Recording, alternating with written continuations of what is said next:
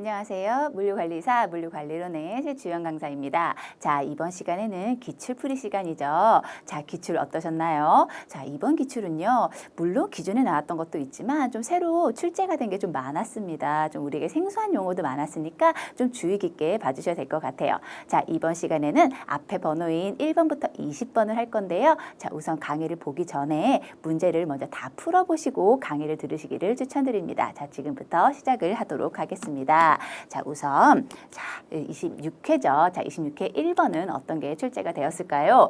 자, 1번은 그나마 우리가 좀 많이 봤던 문제가 나왔어요. 자, 한번 보도록 할게요. 자, 1번입니다. 물류 시스템에 관한 설명으로 옳지 않은 것은 그랬죠. 자, 동그라미 1번. 생산과 소비를 연결하며 공간과 시간의 효용을 창출한 시스템이다 라고 했죠. 자, 요거는 교재에 굉장히 많이 나오는 내용이겠죠. 자, 물류 시스템은 우리 공간하고 시간의 효용 두 가지를 창출한다 라는 말이 굉장히 많이 나옵니다. 그래서 공간의 효용, 시간의 효용이라는 단어 요거 알아두시면 좋겠죠.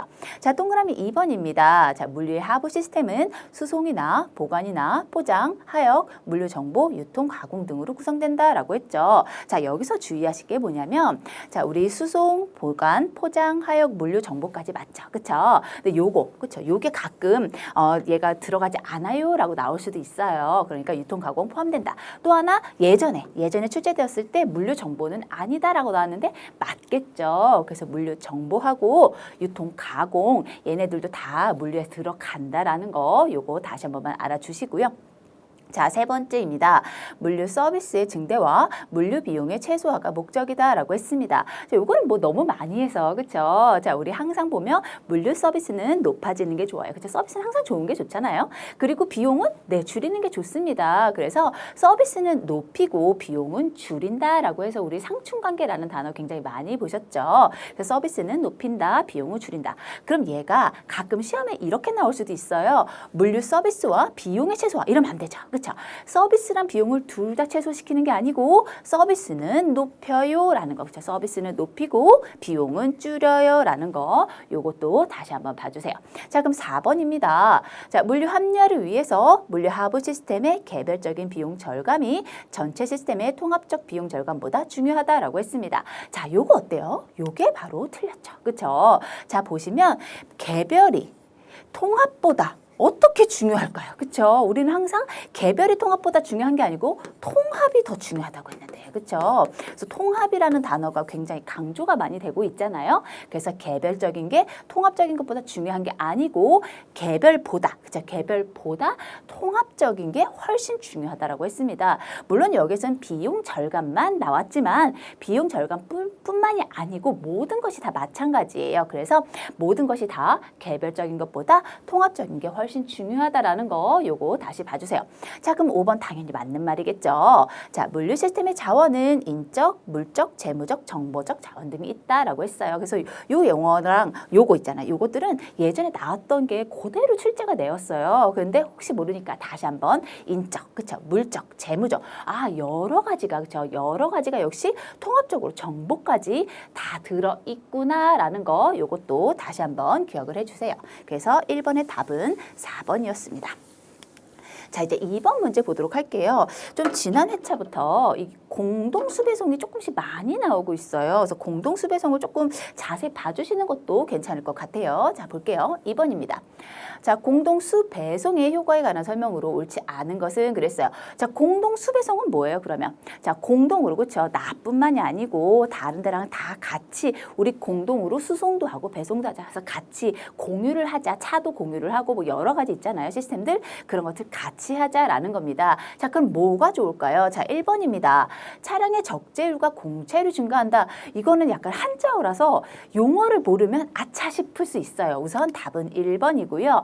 자, 차량의 적재율이라는 말은 말 그대로 적재, 차량에 쌓는 거죠. 적재율이 당연히 증가해요. 그렇죠? 공동으로 하니까 내 것도 싫고 저 사람 것도 싫고 저 사람 것도 싫고 여러 회사가 같이 싫어요. 그러면 당연히 적재율이 높아지죠.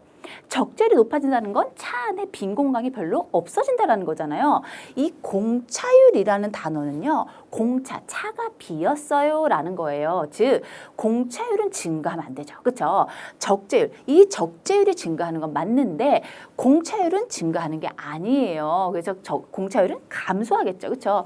여러 곳의 것을 다 실으니까 자 꽉꽉 실어요. 그럼 더 좋죠? 그렇죠? 기름값도 아낄 수 있고. 그래서 적재율 높여요. 그럼 당연히 빈 공간이 줄어드니까 공차율은 감소해요 라는 겁니다. 적재율은 증가, 공차율은 감소. 이렇게 보시면 되죠. 그래서 1번이 틀렸습니다. 자, 2번입니다. 그럼 공동으로 실으면 차가 한 대로 가면 그만큼 운전하시는 분도 적을 것이고 하역 작업을 하는 분도 좀 적게 되겠죠? 그래서 2번 물류 업무의 인원 당연히 감소시킬 수 있겠죠? 그래서 2번 맞는 말이고요. 자, 그러면 차가 한 대가요. 2대, 3대가 갈 걸 한 대가 가니까 얼마나 좋아요? 교통체증? 네, 줄일 수 있어요. 환경오염도 당연히 줄일 수 있겠죠? 그래서 3번도 맞는 말이겠죠? 자, 4번입니다. 물류 작업의 생산성이 향상될 수 있다. 뭐 이건 같은 말이죠. 그래서 위에 있는 인원 감소라든가 뭐 교통체증, 환경오염 뭐 이런 걸 다 줄일 수 있으니까 하역 작업도 줄일 수 있고 그렇죠? 시간도 절약할 수 있고 그러니까 생산성이 향상될 수 있겠죠? 4번도 맞아요. 자, 그럼 5번. 그러면 당연히 비용도 줄일 수 있겠죠? 그래서 자녀기업의 물류비도 역시 절감할 수 있다라고 했죠? 답은 몇 번? 1번이죠. 그래서 이런 거 아까 1번 문제에서도 마찬가지로 누구랑 같이 증가하면 얘를 아차 싶어서 글을 잘못 읽을 수가 있어요. 아, 적재율은 증가하는데 공차율은 감소하는구나. 그래서 이렇게 좀 반대되는 것들을 같이 놓고 같이 증가한다, 같이 감소한다라고 자꾸 출제가 되는데 이런 것들은 잘 읽으시고 답을 찾으시면 좋겠습니다. 자, 이제 3번입니다. 아, 이거 처음 봤을 때 이거 사실 물류관리론 교재는 없어요. 이거 우리 뒤에 화물운송론 교재에 나온 거거든요. 근데 여러분들은 이제 다 뒤에 것까지 학습을 하셨다라고 저는 열심히 학습하셨다라고 믿고 싶습니다. 그래서 맞았으면 하는 바람이 있어요. 자, 3번 문제 보도록 할게요. 역시 공동수배송이 또 나왔습니다. 자, 다음 설명에 해당하는 공동수배송 운영 방식은 자, 물류센터에서의 배송뿐 아니라 화물의 보관이나 집하 업무까지 공동화하는 것으로 주문 처리를 제외한 물류 업무에 관해서 협력하는 방식이다라고 했습니다. 자, 이거를 가만히 글을 읽어보면 우리 배송, 그쵸? 배송도 같이 하고 보관도 같이 하고 집하도 같이 한다라고 했어요. 얘네들을 다 같이 한다. 물론 주문은 빼고요. 그쵸? 자, 배송, 보관, 집하를 다 같이 해요라는 게 여기서 뭐냐면 여러분 다 맞추셨을 거라 믿습니다. 자, 답은 5번이에요. 그래서 집 배송 공동형. 이게 사실 교재는 이렇게 나왔죠. 집화 배송 공동형이라고 하는데 같은 말입니다. 그래서 집 배송 또는 집화, 가끔 집화라고도 나오죠. 자, 그래서 집화 배송 또는 집화 배송 공동형 이래서 아, 집화하고 배송하고 같이 하는구나 라는 거예요. 참고로 배송 공동은 배송만 같이 하는 거잖아요. 그쵸? 그래서 두 개도 혼동하시면 안 돼요. 이 집 배송은 집화하고 배송을 같이 한다. 그래서 글을 좀 잘 읽으시면 아, 얘가 답이 아닐까라고 찍으실 수도 있을 것 같아요. 그래서 답은 네, 5번이죠. 자, 이제 역시 또 공동수배송. 이번에 좀 공동수배송이 많이 나왔죠. 자, 4번 보도록 하겠습니다. 자, 공동수배송 시스템에 관련된 설명으로 옳지 않은 것은 그랬네요. 자, 동그라미 1번입니다. 자, 화물의 형태가 규격화된 품목은 공동화에 적합하다라고 했죠. 자, 그러면 화물 형태가 규격화됐다라는 건 아무래도 딱딱딱 정해져 있어요라는 거니까 걔네들끼리 실기는 참 좋겠죠. 그렇죠? 그러면 공동에 적합한 거 맞겠죠. 그렇죠? 그래서 규격이 정해져 있으면 참 좋습니다. 그래서 우리는 앞에서 뭐 포장의 치수화, 뭐 모듈화 이런 말 나왔고요. 그다음 합리화라는 것도 배웠잖아요. 다 이게 맞는 말이에요. 그래서 1번 맞는 말이 되겠죠. 자, 2번입니다. 참여기업 간의 공동 수배송에 대해서 이해도가 높고 서로 목표하는 바가 유사해야 된다. 그렇죠? 공동으로 하려면 나뿐만이 아니고 다른 기업들하고 다 같이 하는 거예요. 그러면 아무래도 좀 어느 정도 목표하는 게 다 같으면 좋겠죠. 그렇죠? 뭐 같이 비용 절감을 하자라던가 우리 좀 환경 오염을 줄이자라던가 아니면 우리 차량에 대해서 좀 적재율을 높여가지고 효율을 높이자라던가 뭔가 그런 게 있으면 좋겠죠. 그렇죠? 서로 따로 하면은 좀 힘들잖아요. 그래서 자, 좀 이해도가 높고 아, 이런 게 좋구나. 이해도 높고 당연히 목표하는 바가 유사한 게 훨씬 좋겠죠. 자, 동그라미 3번입니다. 자, 자사의 정보 시스템이나 각종 규격 및 서비스에 대해서 공유를 지향해야 한다. 자, 요런 단어가 있어요. 지향이라는 게 있습니다. 자, 우선 답은 3번이에요. 지향이라는 말은 싫어한다라는 거예요. 나는 얘를 하지 않을 거예요. 이런 말이에요. 그래서 나는 얘를 조금 하지 않을 거예요. 이렇게. 자, 그러면 자세 정보 시스템, 각종 규격 및 서비스에 대한 공유를 안 할 거면 뭐하러 공동을 할까요? 그쵸? 말이 안 되잖아요. 그쵸? 공동으로 한다는 거 우리 같이 하는 거니까 아무래도 정보가 공유가 되게 되어 있어요. 그쵸? 그래서 아, 저기서는 뭐 몇 박스를 어디 가는구나 라는 거 최소한 그 정도는 알아야 그럼 나도 어디 쪽에 가겠다. 뭐 저쪽 지방에 어디를 가겠다. 그러면 같이 가는 걸 해야지 전혀 다른 방향 가는 거를 하진 않을 거 아니에요. 그쵸?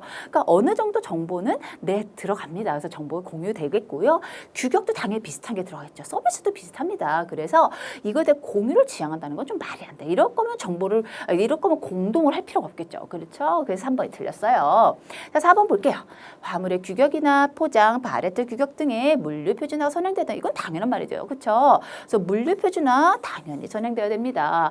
표준화가 선행되면 우리가 모듈화도 되겠고요. 그렇죠? 그러면 이제 합리적으로 되니까 합리화도 다 같이 되겠죠. 그래서 4번 당연히 맞는 말. 자, 5번 볼게요. 배송처의 분포 밀도가 높으면 배송 차량의 적재율 증가로 배송 비용을 절감할 수 있다. 이거 아까도 나왔던 거랑 좀 비슷하죠. 그렇죠?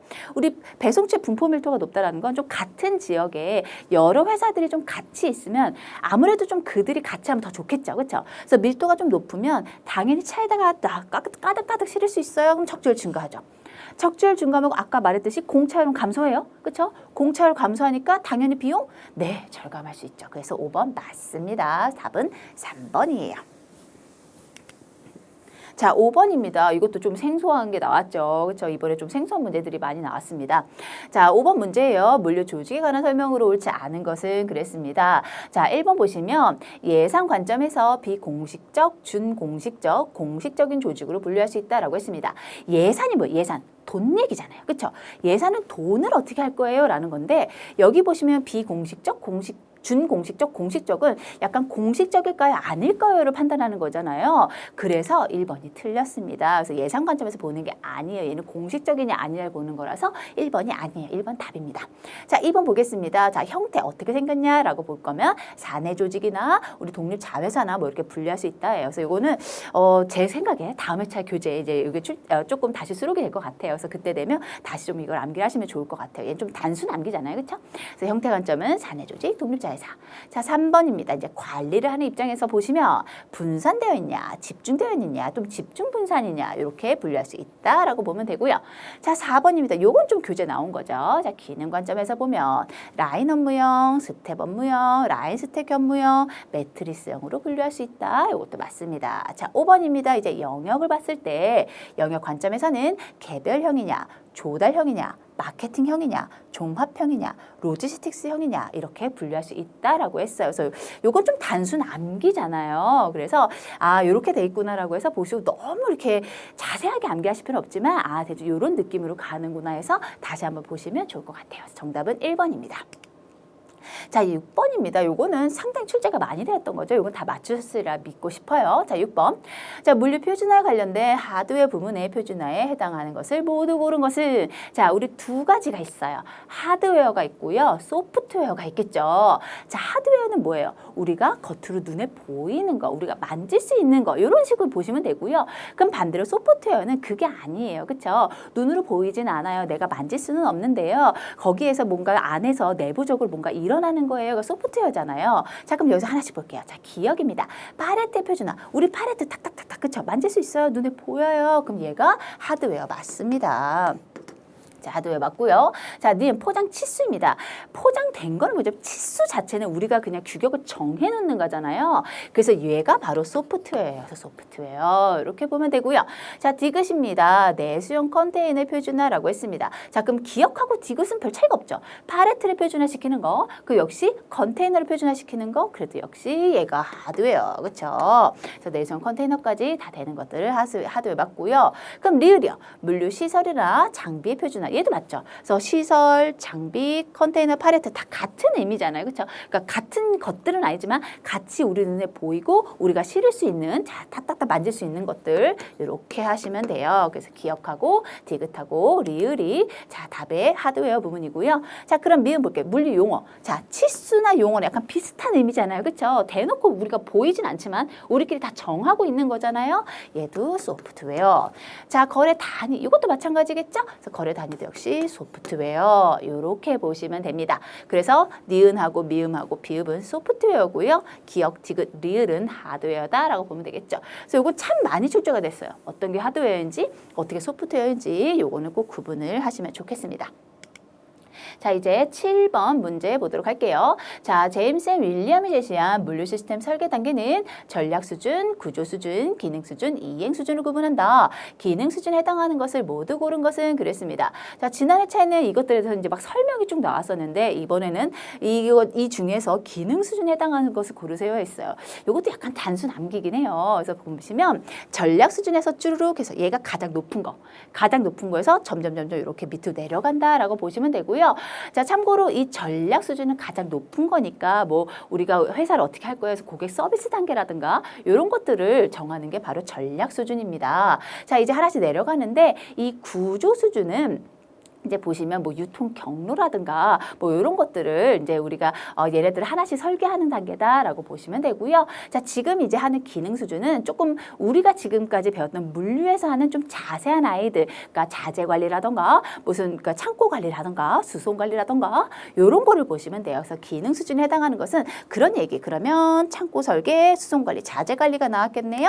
아, 답은 5번이다. 이렇게 보시면 돼요. 그래서 리을 창고 설계 및 운영 그리고 수송 관리 자재 관리 우리가 조금 보는 물류에서 우리가 좀 이렇게 필수적으로 지금까지 학습하는 애들 있잖아요. 창고, 자재, 수송 같은 이런 것들이 기능 수준이다라고 보시면 돼요. 그래서 여기가 좀 중점적으로 일을 하는 곳이겠죠. 그렇죠?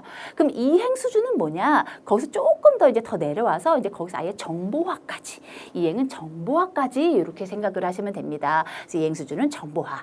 자, 그러면 여기 있는 자 보시면 우선 니은이의 고객 서비스를 한번 볼게요. 아까 제가 고객 서비스 가장 높은 단계라고 했잖아요. 그래서 요거 조금 애매하긴 한데 우리는 전략 수준이라고 한번 볼까 봐요. 그래서 얘는 전략 수준에 해당한다라고 보시면 되고요. 자, 그럼 여기는 경로 설계라든가 물류 네트워크 전략은 이제 이 고객 서비스를 맞추면 고객 서비스의 하위로 해서 조금 더 자세하게 우리가 생산부터 조달해가지고 쭉 가잖아요. 자, 그런 것들 다 맞추는 구조 수준에 해당한다. 설계도 하고 구조 수준 얘도 구조 수준.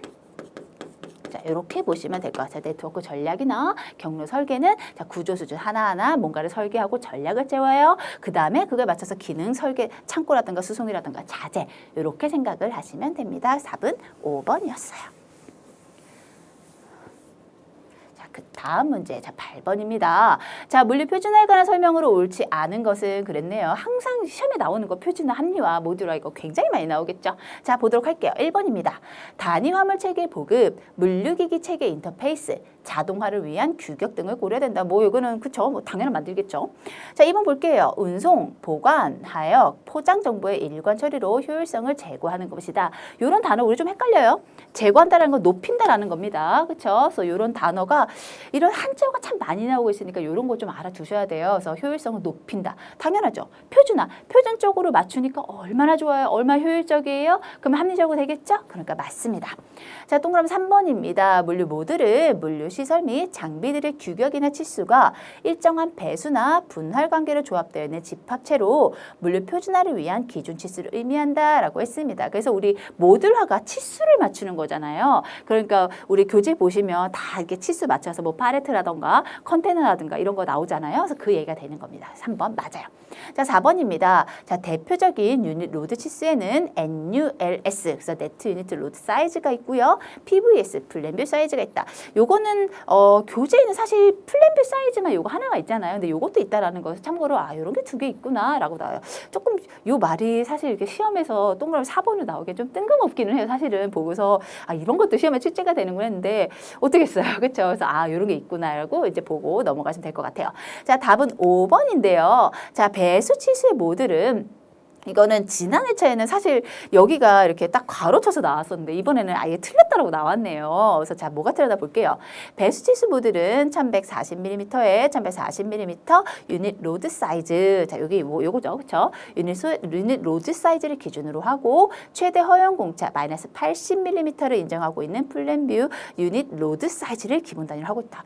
자, 우선 최대 허용 공차는 마이너스 80이 아닙니다. 이거 지난 회차에 시험에 나왔었죠? 마이너스 40이에요. 이것도 알아두시고요. 참 보면 이번에 좀 이런 영어가 참 많이 나왔어요. 영어 공부도 이제 하셔야 돼요. 한자도 보고 영어도 보셔야 돼요. 그래서 이런 거 유닛 로드 사이즈 그리고 플랜 뷰 유닛 로드 사이즈 이렇게까지 다 이런 거 좀 보고 넘어가시면 좋겠습니다. 자, 다시 한번 최대 허용 공차는 얼마라고요? 마이너스 40입니다.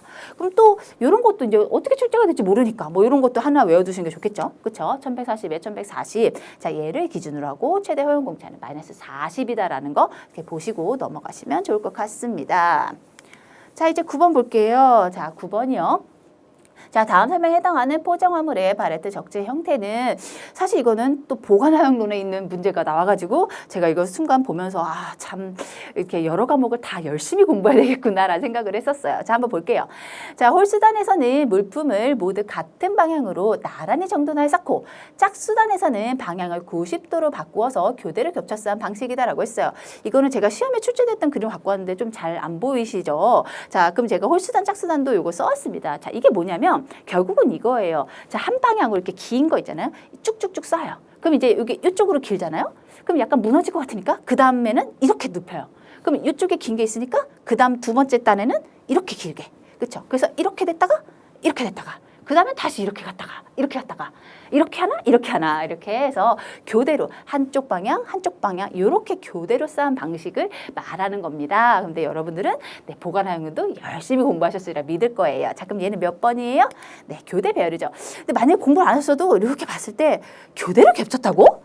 교대인가? 하고 찍어도 조금 맞을 것 같은 문제이긴 해요. 그래서 답은 4번. 요거 다시 한 번만. 자, 보면 같은 방향인데 짝수단에는 이렇게, 홀수단은 이렇게 방향을 한쪽씩 바꿔가지고 교대로 하는 걸 교대 배열 적재라고 한다. 요거 다시 한번 기억해 주시면 좋겠죠. 자, 이제 10번입니다. 자, TOC에 관한 설명으로 옳은 것은 이것도 좀 어려운 문제 중에 하나예요. 자, 그쵸? 볼게요. 자, TOC 이론입니다. TOC가 뭐죠? 얘는 제약 공정이에요. 그쵸? 제약 공정, 제약 이론이죠. 이 제약 이론은 뭐냐면, 자, 우리 회사에서 이제 공정 작업을 할 때 어디 하나가 문제가 생기면 그 문제 때문에 다른 것들이 영향을 받아요. 그럼 반대로 그 제약사항인 그 문제되는 공정을 우리가 걔를 좀 좋게 하면 다른 것들도 같이 좋아지지 않을까요? 라는 게 TOC겠죠. 그렇죠? 그럼 이 제약 이론에 대한 설명이 옳은 것을 한번 보도록 하겠습니다. 참 여기도 영어가 많아요. 그렇죠? 자, 동그라미 1번입니다. 자, 드럼, 버퍼, 로프는 공정관 자재의 흐름 관리를 통해서 재고를 최소화하고 제조 기간을 단축하는 기법으로서 비제약 공정을 중점적으로 관리한다라고 했습니다.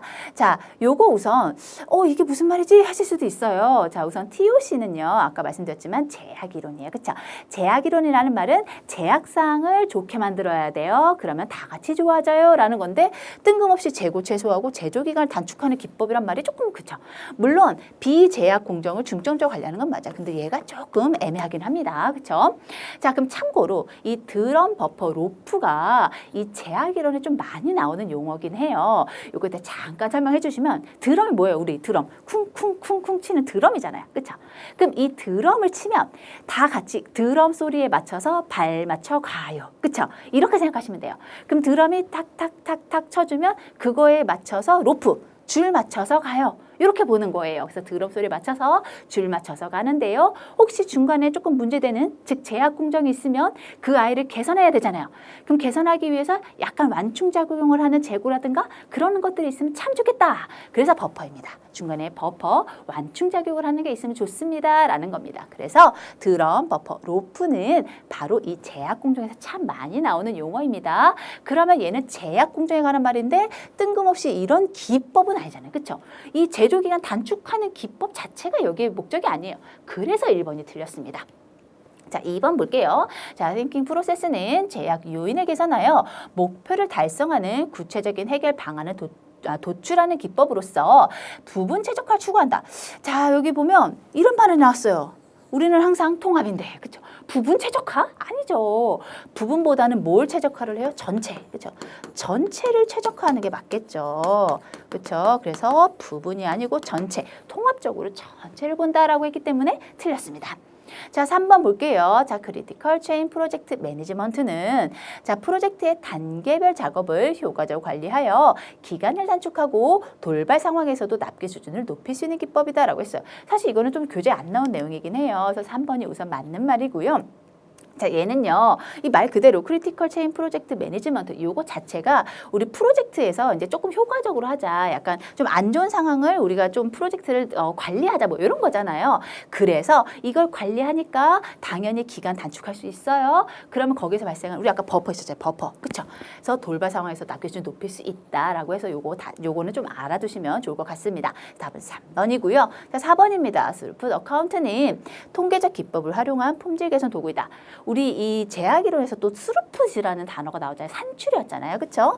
그럼 이 산출은요. 참고로 품질 개선이 아니죠. 그쵸? 얼마큼 많이 만들었어요? 우리 얼마큼 많이 팔았나요? 뭐 이런 거잖아요. 근데 갑자기 품질 개선? 얘도 이상합니다. 그쵸? 자, 4번도 품질 개선이라 이상해요. 자, 5번. 자, Optimized Production Technology는 정의, 측정, 분석, 개선 관리에 DMAIC 프로세스를 활용한다.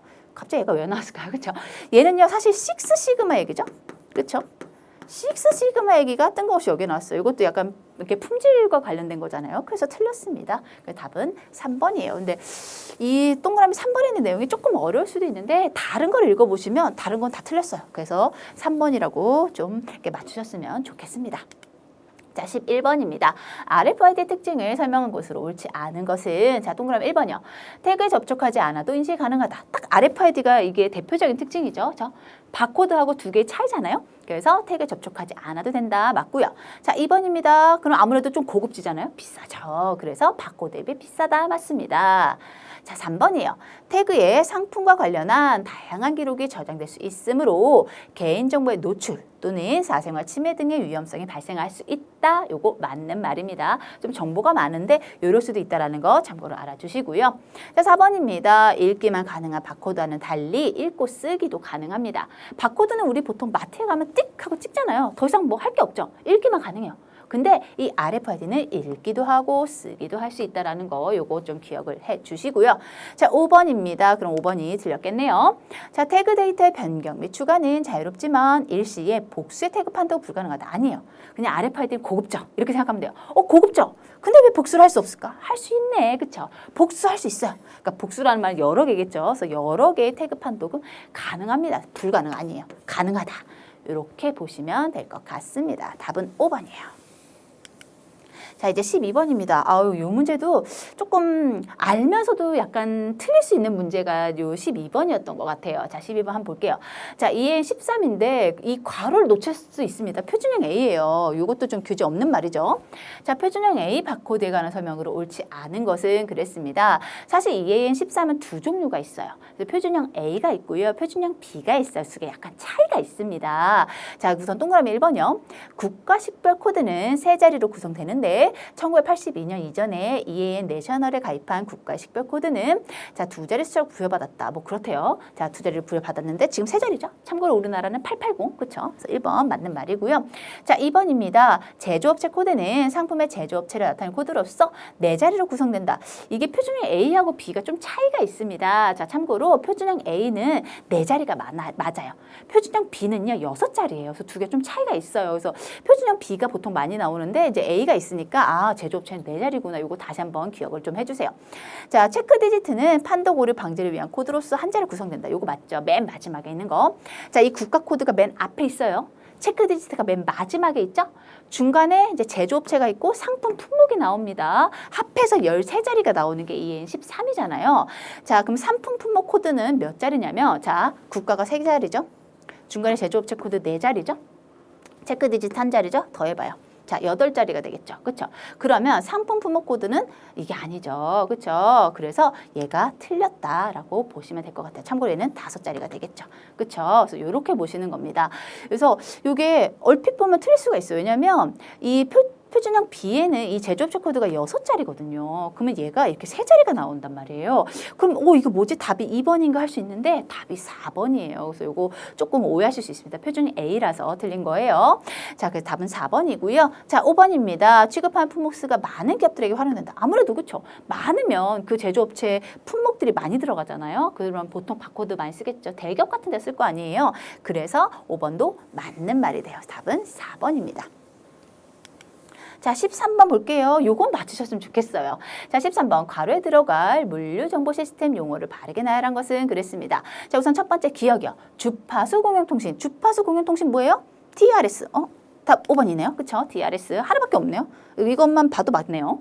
자, 2번이요. 지능형 교통정보 시스템 ITS. 그쵸? 지능형 교통정보 시스템. 자, 디귿이요. 첨단 화물 운송 시스템. 얘는 CVO 맞고요. 철도 화물 정보망 KROS 맞죠? 그리고 판매 시장 가치 포스 BOS 맞습니다. 답은 5번이에요. 자, 이제 14번 보도록 하겠습니다. 자, 다음 설명에 해당하는 물류관리기법은 자, 첫 번째, 보스사가 개발한 물류관리기법. 첫 번째 줄만 읽으면 잘 모르겠어요. 그렇죠? 두 번째 줄부터 보면 약간 이제 느낌이 옵니다. 공급회사의 영업과 발주회사의 구매를 묶어서 하나의 가상기업으로 간주한다. 공급회사하고, 그렇죠? 공급회사하고 발주회사, 물건 주는 회사랑 물건 사는 회사가 뭔가 서로 같이 연결돼 있다라는 느낌으로 자, 이제 보시면 대충 이제 감이 오죠. 자, 이제 마지막 세 번째. 공급회사의 전문 요원이 공급회사와 발주회사 간의 구매 및 납품 업무를 대행한다라고 했어요. 이제 공급회사에서 일한 사람이 아예 여기와 여기에 같이 이제 들어가서 일을 하는 거잖아요. 그럼 두 개를 하니까 엄청 이렇게 서로 공유가 잘 되겠죠. 그렇죠? 그럼 얘는 뭐예요? 얘가 바로 GT2예요. 그렇죠? 그래서 공급회사의 요원이 공급회사 발주회사 간의 구매 및 업무를 대 아예 우리 회사, 공급하는 회사의 직원이 공급회사뿐만이 아니고 발주회사까지 같이 일을 하면 훨씬 더 원활하게 정보 공유 잘 되고 일이 잘 이루어지겠죠? 그게 바로 GT2입니다. 이렇게 보시면 될 것 같습니다. 자, 이제 15번 문제 보도록 할게요. 자, 물류정보 기술에 관한 설명으로 옳은 것은 자, 동그라미 1번입니다. ASP는 정보 시스템을 자체 개발하는 것에 비해서 구축 기간이 오래 걸린다라고 했죠. 자, ASP가 뭐예요? 얘는 솔루션 임대 사업자, 그렇죠? 이 ASP 자체는 뭔가 본인들이 개발을 해서 남들한테 이제 좀 임대를 하는 사업하는 사람이에요. 그럼 이들이 참 이 정보 시스템 이런 거에 대해서 좀 전문가겠죠.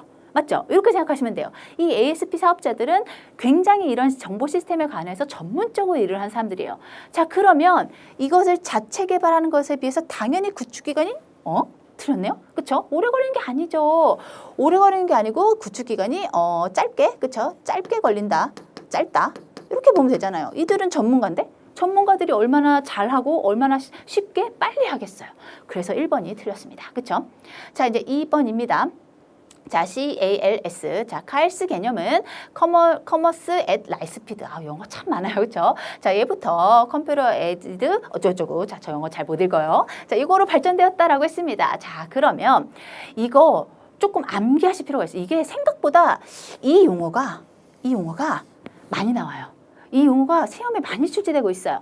자, CALS는 최근에 계속 얘가 똑같이 CALS로 되는 용어가 있지만 최근엔 요게 됐어요. 이게 이거잖아요. CALS. 그렇죠? 근데 여기도 보시면 둘 다 A가 있으니까 요걸로 할게요. ALS 이렇게. CALS는 같은데 여기에 들어가는 영어들이 계속 바뀌어요. 계속 바뀌고 있었어요. 그럼 처음에는 요거였습니다. 사실 처음에 요게 아니고 얘는 두 번째 있는 건데 처음에는 이 컴퓨터 에르드 로지스틱스 서포트, 그렇죠? 요거에서 시작해서 두 번째 여기에 중간에 얘까지 들어갔고, 그렇죠? 막 가다가 마지막에 얘로 들어갔어요, 그렇죠? 그래서 예전에는 컴퓨터 얘기가 들어갔는데 지금은 이렇게 라이스피드로 자 이렇게 가고 있다. 그래서 얘는 순서가 바뀌었어요. 얘부터 얘까지 거꾸로 여기 뒤에 있는 거에서 앞으로 발전했다. 이렇게 보시는 거예요. 그래서 2번이 틀렸습니다. 근데 요거 아까도 말씀드렸지만 요 얘기, 요 영어, 이 다음 영어는 알 필요 없어요.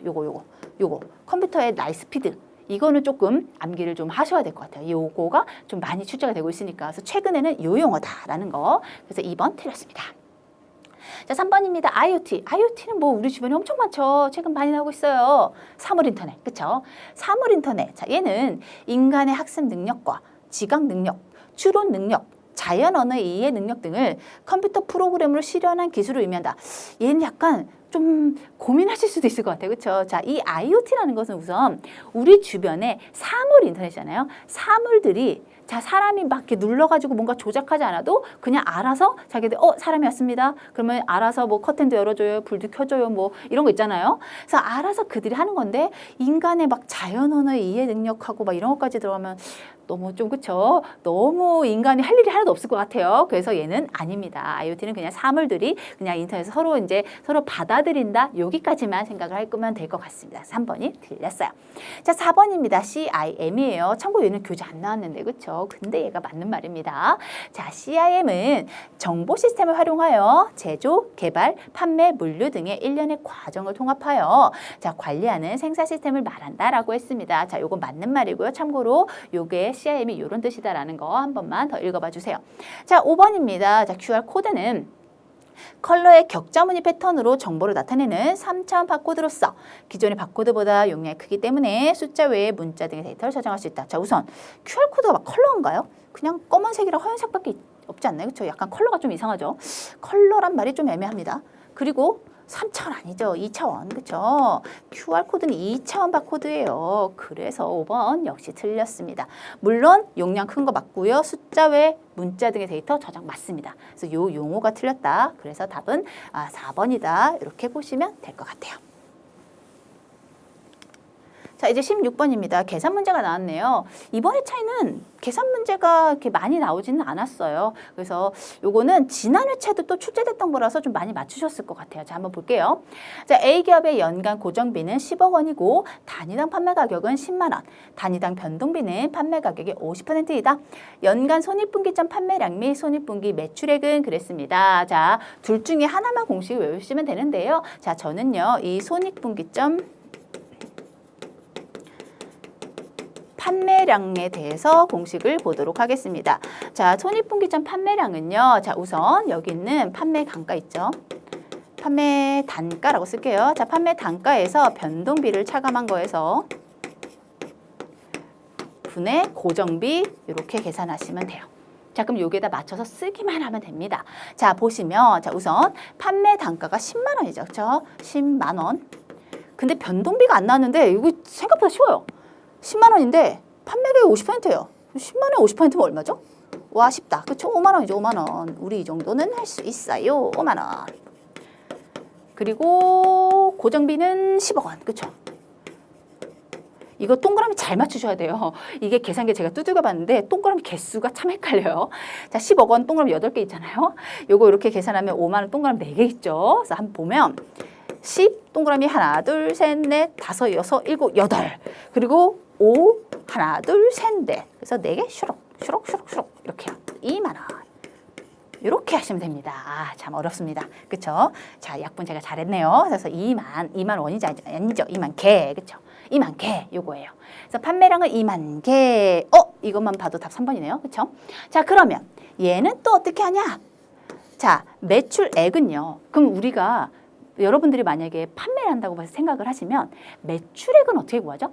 내가 2만 개 판 게 손익분기점 판매량이잖아요. 그러면 이 매출액은 당연히 판매한 거에다가 그쵸? 판매 단가를 곱하시는 거예요. 그럼 나오지 않을까요? 그쵸? 나 몇 개 팔았지? 얼마짜리지? 그럼 나오잖아요. 내가 몇 개 팔아야 돼요? 2만 개. 그쵸? 그럼 2만 개인데 얼마짜리? 10만 원. 그쵸? 10만 원. 동그라미 다 붙이겠습니다. 이렇게. 그러면은 동그라미가 하나, 둘, 셋, 넷, 다섯, 여섯, 일곱, 여덟, 아홉. 많습니다. 넷, 다섯, 여섯, 일곱, 여덟, 아홉. 자, 동그라미가 참 어려워요. 이렇게요. 그래서 20억 원. 이렇게 생각을 하시면 돼요. 그 답은 3번입니다. 요거 계산기 두들기시면 되니까 너무 걱정하지는 않으셔도 될 것 같아요. 그래서 요 공식 좀 암기 좀 해주시고요. 요거는 암기를 하시면 좋은데 좀 얘는 우리가 이제 평소에 좀 알 수 있는 거니까 요거는 좀 이해를 하시면 더 좋겠습니다. 근데 요거는 암기 잘 해주시면 좋을 것 같아요. 답은 3번. 자, 이제 17번입니다. 자, 17번은 다 맞췄으면 좋겠어요.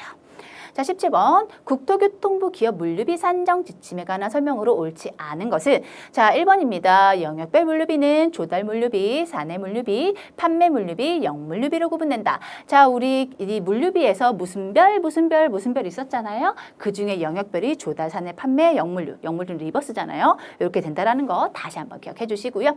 자, 2번입니다. 일반 기준에 의한 물류비 산정 방법은 관리회계 방식에 의해 물류비를 계산한다. 우리 일반 기준이 있고 간이 기준, 그렇죠? 간이 기준이 있죠. 일반 기준과 간이 기준 중에 일반 기준은 하나 자세하게 보는 거예요 라고 해서 관리회계 방식이다 라고 했어요. 자, 그러면 간이 기준은 무슨 방식이에요? 재무회계 방식이다. 그렇죠? 일반 기준은 관리회계, 간이 기준은 재무회계다라는 거 얘는 간편하게 하니까 나 조금 물류비 산정하기 힘들어요. 우리 회사 좀 영세해요. 굳이 하나하나 따질 필요 없어요 하는 회사는 어차피 재무제표를 1년에 한 번씩 만드니까 그거를 보고 판정한다. 그래서 재무회계다라고 했습니다. 자, 그럼 3번도 맞는 말일까 봐요. 자, 읽어볼게요. 간이 기준에 의한 물류비 산정 방법은 기업의 재무제표를 중심으로 한 재무회계 방식에 의해 물류비를 계산한다. 역시 맞죠. 그래서 2번, 3번 다 맞습니다. 요거는 꼭 암기를 해주셔야 돼요. 자, 동그라미 4번입니다. 자, 그러면 제가 아까 여기서 설명드렸죠. 우리 회사는 물류비 산정하기 힘들어요. 그래서 간편하게 해요. 재무제표를 보고 판단해요. 라고 했으니까 자, 4번. 간이 기준에 의한 물류비 산정 방법은 정확한 물류비의 파악을 어렵게 한다. 그쵸? 우리 회사는 정확하지 않아요. 굳이 정확하게 할 필요도 없고요. 여기에 너무 힘을 쏟기에는 좀 힘들어요. 이런 영세한 업체들 같은데 많이 쓴다라고 했죠. 4번도 맞습니다. 자, 그럼 5번이 틀렸겠네요. 자, 물류기업의 물류비 산정의 정확성을 높이기 위해서 개발되었으므로 화주기업은 적용 대상이 될 수 없다. 아니죠, 그렇죠? 화주기업도 됩니다. 그래서 물류기업, 화주기업 둘 다 할 수 있다라는 거예요. 물류기업은 물류를 담당하는 회사, 화주기업은 그 물류기업한테 우리 물건을 좀 해주세요라고 해서 물건의 주인인 회사 이렇게 생각을 하시면 되고 그럼 둘 다 당연히 되겠죠. 그래서 답은 5번입니다. 자, 화주기업도 대상이 될 수 있어요. 자, 18번입니다. 활동기준 원가계산 ABC에 관한 설명으로 옳지 않은 것은 자, 1번 기업이 수행하고 있는 활동의 기준으로 자원, 활동, 원가 대상의 원가와 성과를 측정하는 원가 계산 방법을 말한다라고 했습니다. 자, 활동기준 계산이 딱 이거죠. 그렇죠? 우리 원가 계산을 할 때 하나하나 활동을 다 하나하나 쪼개가지고 간접 비용까지 다 우리 보는 거. 그렇죠? 그럼 좀 더 정확해지겠죠? 활동별로 나눠서 다 원가를 계산해요. 라는 게 활동기준 원가 계산. 그러니까 당연히 다 여러 가지 나와놨어요. 맞는 말입니다. 자, 동그라미 2번이에요. 전통적인 원가 계산 방법보다 제품이나 서비스의 실제 비용을 현실적으로 계산할 수 있다. 그렇죠? 전통적인 원가 계산 방법보다는 아무래도 그렇죠. 하나하나 활동을 자르니까 제품이나 서비스의 실제 비용을 다 볼 수 있어요. 맞는 말이죠. 그래서 1번, 2번 뭐 비슷한 말이겠죠. 자, 3번이요. 활동별로 원가를 분석함으로 낭비 요인이 있는 업무 영역을 파악할 수 있다? 역시 당연히 맞겠죠. 자, 4번입니다. 임의적인 직접 원가 배부 기준에 의해서 발생하는 전통적인 원가 계산 방법의 문제점을 극복하기 위해 활용된다. 이게 약간 좀 말이 애매하긴 하죠. 그래서 우선 4번이 틀렸고요. 직접 원가만을 보는 전통적인 방법에 대해서 이 문제점을 극복하기 위해 활용된 건 맞습니다. 하지만 임의적으로 직접 원가를 배부한다는 이 말 자체가 틀렸어요. 그러니까 직접 원가를 대충 임의적으로 준다라는 건데 꼭 전통 원가 그런 건 아니잖아요. 오히려 이 활동 기준 원가 계산은 전통적인 원가 계산이 조금 간접적인 비용까지 하나하나 세세하게 보는 게 조금 어려운 그러한 전통적인 기준에 조금 단점을 보완한다. 그래서 우리는 활동별로 나눠서 직접적이든 간접적이든 다 자세하게 보겠다. 이렇게 보면 되는 거지. 임의적인 직접 원가 배부 기준 여기 좀 말이 애매한 것 같아요. 그래서 4번이 틀렸습니다. 자, 5번이에요. 소품종 대량 생산보다 다품종 소량 생산 방식에서 유용성이 더욱 높다라고 했죠. 자, 아무래도 하나하나 잘랐잖아요. 그렇죠? 그러니까 뭔가 좀 복잡한 거에 대해서 좀 볼 수도 있겠죠. 그래서 다품종 소량 생산 하나하나 볼 때 얘를 다 잘라서 계산해요. 그러니까 물론 여기서도 좋지만 여기서도 더 효율이 높아진다. 이렇게 생각을 하시면 돼요. 그래서 5번도 맞는 말입니다. 자, 19번이에요. BSC에 관한 설명 옳지 않은 것은 이것도 좀 지난 회차에 나왔죠. 저 균형 성과표. 우리 회사의 성과를 볼 때 우리 보통 재무적인 거, 그렇죠? 돈만 많이 보잖아요. 근데 재무적인 것뿐만이 아니고 여러 가지를 다 보자라는 게 균형 성과표. 성과를 균형적으로 골고루 봅시다. 이렇게 생각해요. 자, 그러면 옳지 않은 것은 자, 동그라미 1번. 기업의 재무 성과뿐만 아니라 전략 실행에 필요한 비재무적인 정보도 제공하는 거 맞죠? 자, 그럼 동그라미 2번이요. 기업의 전략과 관련된 측정 지표의 집합이라고 볼 수 있다. 역시 맞는 말입니다. 자, 3번이에요. 무형 자산을 기업의 차별화 전략이나 주주 가치로 변환시킬 수 있는 효과적인 기법이다라고 했습니다. 조금 요 말이 그쵸? 좀 생소하긴 하겠죠. 근데 그러니까 한마디로 여러 가지를 다 균형적으로 본다. 이렇게 생각하시면 돼요. 그래서 3번 맞는 말입니다. 자, 4번이요. 기업의 성과를 비재무적인 관점, 고객 관점, 내부 비즈니스 프로세스 관점, 학습 및 성장 관점을 측정한다. 사실 이거 제가 이제 처음 문제 풀었을 때 이거 딱 읽고 맞는 말인지 하고 넘어갈 뻔했어요. 이게 참 헷갈리게 합니다. 우선 4번이 틀렸고요. 뭐지? 그래서 다시 한번 읽었습니다. 그랬더니 세상에 이게 있네요. 이게. 그쵸? 비재무적 관점이라 써 있어요. 우리 분명히 성과를 우선 돈을 먼저 보는 건 맞죠. 그렇죠? 재무적인 걸 보는 건 맞아요. 근데 재무적인 것뿐만이 아니고 고객도 봐야 되고 내부 비즈니스 프로세스도 봐야 되고 이제 우리 회사 어떻게 성장해요? 학습 및 성장. 여러 개를 보는데 비재무적 관점을 본다. 이게 그렇죠. 얼핏 읽으면 그냥 지나갈 수 있는데 B가 틀렸어요. 그냥 재무적 관점도 당연히 본다. 이렇게 생각하시면 됩니다.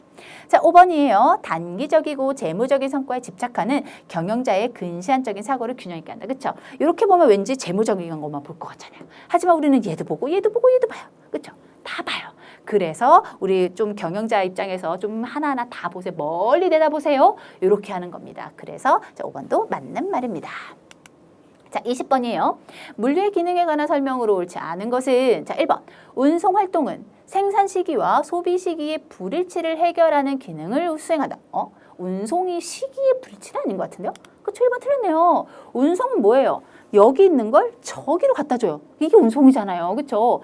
근데 생산시기, 소비시기. 운송은 한 달 전에 만들었던 걸 지금 사요가 운송이 아니잖아요. 그렇죠? 즉 운송은 공간적인 거, 거리적인 거. 그렇죠? 자, 이 운송 활동은 공간 얘기, 거리 얘기. 그렇죠? 거리에 대해서 불일치를 해소하는 거잖아요. 그럼 여기는 시기는 뭐예요? 시기. 얘는 보관이죠. 그렇죠? 즉 보관을 통해서 우리가 시기의 불일치, 그렇죠? 시간에 대해서 보잖아요. 보관을 했기 때문에 한 달 전에 만든 거, 1년 전에 만든 걸 우리는 지금 구매할 수 있어요. 맞죠? 그게 바로 보관입니다. 그럼 운송은 공간이나 거리에게 나오는데 1번 딱 틀렸네요. 자, 그럼 이제 2번부터 맞는 말이네요. 2번. 고객의 요구에 부합하기 위해서 물류의 기능에는 유통 가공 활동도 포함한다. 아까 제가 앞에 몇 번이었나요? 하여튼 거기서 유통 가공 활동 들어간다라고 했습니다. 정보도 들어가고 유통 가공도 들어간다라는 거. 그렇죠? 요거 다시 한번 기억해 주시고요. 자, 동그라미 3번입니다. 보장 활동은 제품을 보호하고 취급을 용이하게 하며 상품 가치를 제고시키는 역할을 수행한다. 아까도 말씀드렸지만 재고는 높인다. 맞죠? 그래서 3번 맞습니다. 자, 4번이에요. 운송과 보관을 위해서 화물을 싣거나 내리는 행위는 하역 활동에 속한다. 뭐 당연히 맞는 말이죠. 5번. 물류 정보는 전자적인 수단을 활용하여 운송, 보관, 하역, 포장, 유통 가공 등의 활동을 효율화한다라고 했죠. 그래서 정보까지 들어갑니다. 다 포함하겠죠? 역시 맞는 말입니다. 답은 1번이었어요. 자, 이번 시간은 여기 20번까지 할 거예요. 조금 여기에 까다로운 문제도 있었고 처음 보는 문제도 있었잖아요. 그래서 혹시라도 본인 몰랐던 거 있으면 다시 한 번만 보고 넘어가시고 이제 다음 시간에는 21번부터 하도록 하겠습니다. 자, 여기까지 할게요. 감사합니다.